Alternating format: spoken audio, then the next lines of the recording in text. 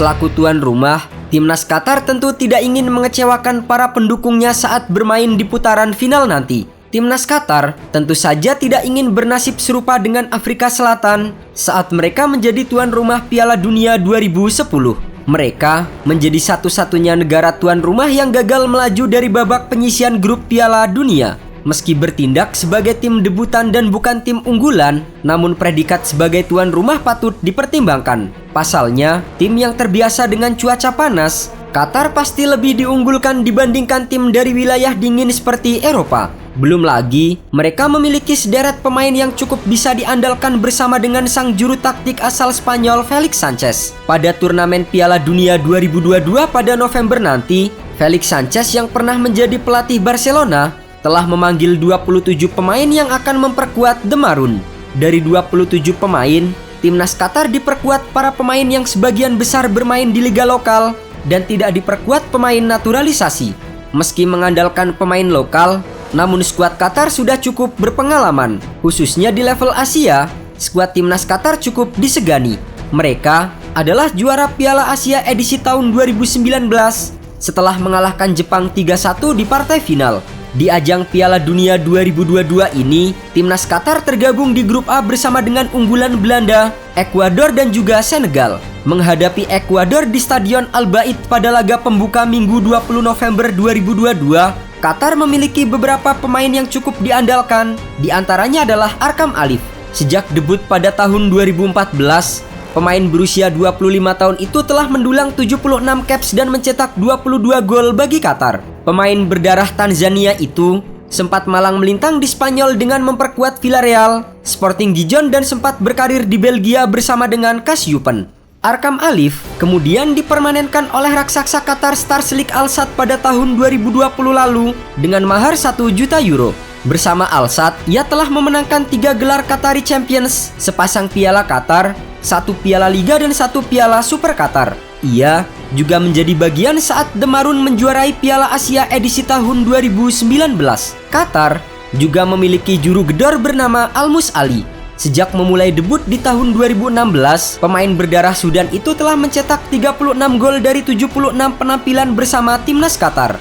Masih berusia 25 tahun, Ali sempat berkarir bersama dengan Kasyupen di Belgia, LASK yang mentas di Austria Bundesliga, dan klub asal Spanyol CYD Leonesa. Ia kemudian memperkuat salah satu tim besar Qatar Al Duhail sejak tahun 2016 sampai sekarang. Bersama dengan tim berjuluk The Red Knight, Ali telah mencatatkan 155 penampilan dan mencetak 47 gol serta 45 assist.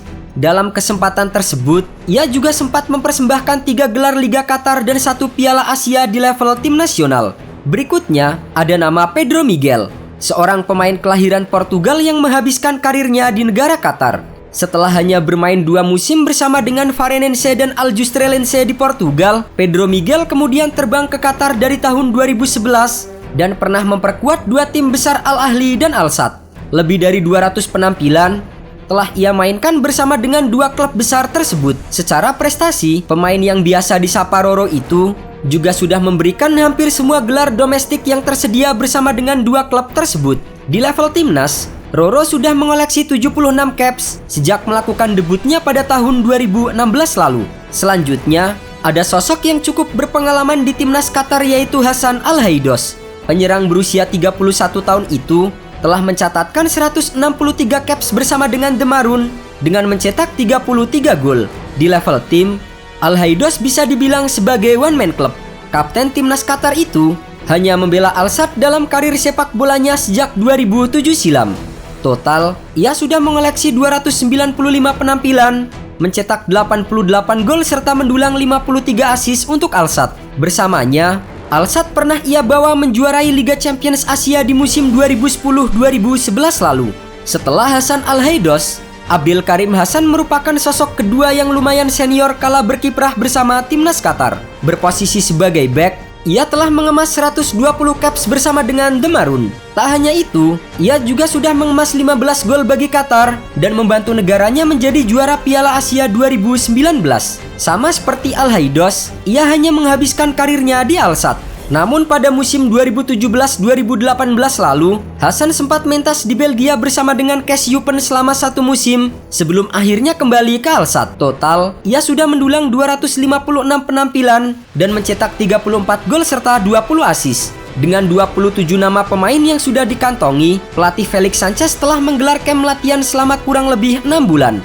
Dengan pengalamannya melatih klub sekelas Barcelona, kemampuan Felix tidak perlu diragukan lagi. Selama menjadi pelatih, ia bisa menggunakan formasi 3-4-1-2 yang artinya Qatar akan membuat pertahanan lebih solid dan akan mengandalkan serangan balik cepat. Sejauh ini, timnas Qatar telah menjalani camp latihan di Spanyol dan kemudian pindah ke Austria. Selain itu, mereka juga melakukan serangkaian laga uji coba hingga menggelar turnamen mini melawan Maroko dan Ghana. Dalam mempersiapkan skuad terbaiknya untuk Piala Dunia 2022, timnas Qatar memakai cara yang cukup unik. Selama 6 bulan di camp latihan, para pemain mereka tidak ada yang berlaga di liga profesional. Hal itu ditujukan agar para pemain bisa fokus dalam persiapan strategi dan juga bisa menjalin kerjasama yang baik. Fakta ini dianggap aneh bahkan oleh perwakilan dari Qatar Super League. Namun, sebenarnya camp latihan ini pernah dilakukan Korea Selatan saat menjadi tuan rumah Piala Dunia 2002 lalu. Saat itu, timnas Korea Selatan menghabiskan 5 bulan untuk menjalani camp latihan.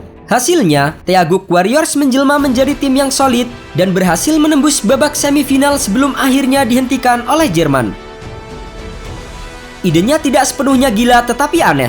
Camp latihan itu terlalu lama. Mereka harus melakukan untuk jangka waktu yang lebih pendek. Mengeluarkan pemain dari permainan kompetitif itu sulit dari sudut pandang mental. Sulit untuk tetap bersama begitu lama. Mental para pemain mungkin terbakar. Mereka bisa memutuskan untuk memotong durasi camp menjadi lebih pendek. Pihak yang paling dirugikan dari kebijakan itu adalah pihak klub karena timnas Qatar memakai jasa para pemain bintangnya. Misalnya saja, penyerang Almus Ali dari Al Duhail dan pemain sayap Akram Fikri yang bermain untuk juara bertahan Al Sadd. Kedua pemain tersebut harus kehilangan posisi dari pertandingan kompetitif. Tidak bermain kompetitif adalah kelemahan terbesar. Tidak ada yang menang atau kalah dalam pertandingan persahabatan. Untungnya mereka dapat membawa keluarga untuk menginap dan memiliki waktu luang bersama mereka atau mengizinkan mereka untuk kembali ke Qatar selama beberapa hari. Kalau tidak, itu menjadi seperti camp militer dan ini bukan mentalitas negara.